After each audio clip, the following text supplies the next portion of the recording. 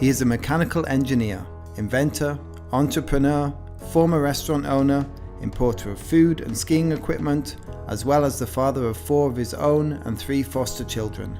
He is the kybun inventor, Karl Müller. As a mechanical engineer, Karl Müller had to complete his practical training before graduating. The practical training placement agency provided him with a list of companies who were looking for student apprentices. Here he noticed a position listed in Korea. After his studies, Karl Müller worked for a year at the Swiss Federal Institute of Technology in Zurich as a research assistant. In February 1979, he decided to emigrate to Korea. Through the Swiss embassy, he learned about a group of Swiss natives who were regularly playing football together in Korea. Among them were a number of managers who worked for international hotels and were interested in using Swiss products. The demand for Swiss products was endless. Within a short space of time, he owned a number of companies, 4 restaurants, and after 12 years employed some 100 workers. Inevitably, this led to a breakdown. Karl's body could no longer deal with the constant stress. He sold all his companies and returned to Switzerland. Throughout the 90s, he had maintained contact with South Korea, even though he was living a self-sufficient lifestyle in Switzerland. There were constant visitors from South Korea who wanted to do business with him. Prior to this time, he had shown no interest, but now he needed money, and one day a man presented him with a heelless shoe.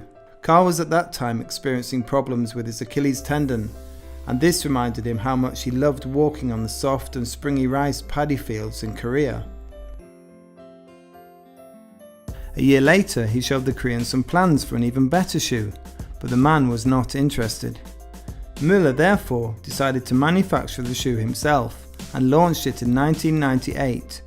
He called it MBT. The healthy shoes with the semicircle soles became a global success.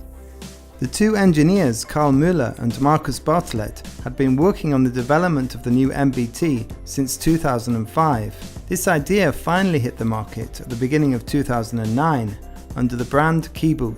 As this was the first of its kind worldwide, the machine to produce these soles would still have to be invented.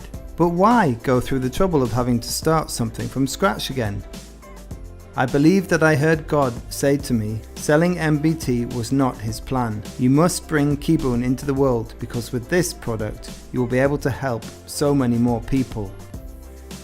In order to make sure that the Thurgau native was not once again tempted to sell the company, he placed the shares into a public law foundation.